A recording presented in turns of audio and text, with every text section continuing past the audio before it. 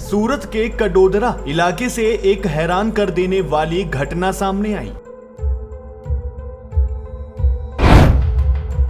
पति और पत्नी के आपसी झगड़े के बीच उनकी बेटी को अपनी जान गंवानी पड़ी।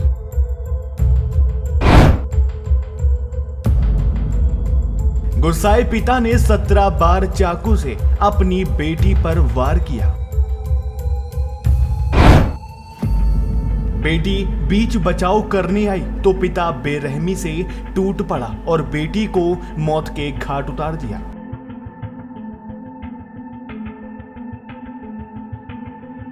सूरत के कडोदरा इलाके से एक हैरान कर देने वाली घटना सामने आ रही है, जहां एक पति और पत्नी के आपसी झगड़े के बीच उनकी बेटी को अपनी जान गंवानी पड़ी। दरअसल गर्मी बहुत होने के कारण उसकी पत्नी ने छत पर सोने जाने के लिए कहा था, लेकिन उसके पति को यह मंजूर नहीं था। वो इस बात पर अपनी पत्नी से लड़ाई करने लगा। जानकारी के मुताबिक बिहार के सिवान जिले के अमरपुर गांव का रहने वाला मजदूर परिवार काफी समय से कडोदरा जिले के एक इलाके में रह रहा था। परिवार में रामानुज महोदय शाहू उम्र 45, पत्नी रेखा देवी उम्र 40, बेटी चंद कुमारी उम्र 19 और 3 बेटे सूरज, विशाल और धीरज रहते हैं। मामूली विवाद होने के बाद महिला का पति उससे लड़ाई करने के बाद बाहर चला गया, लेकिन इसके बाद वो बेहद गुस्से में घर वापस लौटा और उसके हाथ में धारदार चाकू था। उसने अपनी पत्नी पर हमला करते हुए कहा कि मैं तुझे जान से मार डालूंगा।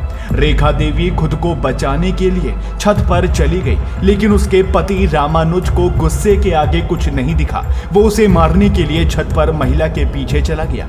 वहीं अपनी मां को बचाने के लिए उसके सभी बच्चे भी छत पर पहुंच गए। इसी बीच मां को पापा से बचाने के लिए उसकी बेटी बीच बचाव करने आई, लेकिन पिता ने एक ना सोची और अपनी ही बेटी को चाकू से 17 बार वार कर मौत के घाट उतार दिया। गुस्साए पति रामानुज ने पत्नी और अन्य 3 लड़कों पर भी चाकू से हमला किया, जिसमें महिला गंभीर रूप से घायल हो गई और बाकी तीनों बेटों को गंभीर चोटें आई हैं। इसके बाद उसका पति घर से फरार हो गया था। घर में चीख पुकार सुनकर आसपास के लोग इकट्ठा हो गए। उन्होंने तुरंत इसकी सूचना पुलिस को दी और सभी घायलों को अस्पताल में भर्ती कराया गया। घटनास्थल पर पहुंची पुलिस ने परिवारजनों से पूरी घटना की जानकारी ली और बच्ची का शव बरामद कर और बच्चों को अस्पताल में भर्ती कराया गया। वहीं उन्होंने आरोपी पति को कुछ ही देर में ढूंढ निकाला और उसे गिरफ्तार कर लिया है। पुलिस ने आरोपी के खिलाफ हत्या और विभिन्न अपराधों के तहत मामला दर्ज किया है। हालांकि पुलिस ने यह भी कहा कि अभी इस मामले में आगे की जांच चल रही है। Bureau report, access Bharat.